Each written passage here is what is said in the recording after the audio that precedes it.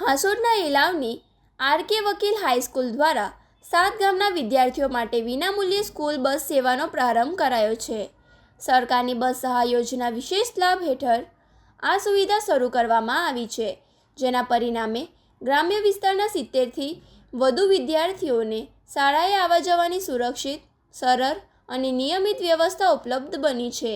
શાળા દ્વારા શરૂ કરાયેલી આ બસ સેવાનો લાભ ઇલાવ ગામ ઉપરાંત તેની આસપાસ આવેલા સાહોલ, આસરમા, ઓભા, બાલોતા, ધમરાડ અને બોલાવ ગામના વિદ્યાર્થીઓને સંપૂર્ણ વિનામૂલ્યે મળશે. શાળા સંચાલકોના જણાવ્યા મુજબ બસ સેવાના પ્રારંભથી દૂરના અંતરિયાળ વિસ્તારોમાં રહેતા વિદ્યાર્થીઓને શિક્ષણ મેળવવા વિશેષ અનુકૂળતા રહેશે. આ સુવિધાના કારણે વાલીઓમાં પણ બાળકોના સલામત પરિવહન અંગે ભારે વિશ્વાસ અને સંતોષની લાગણી જોવા મળી રહી છે.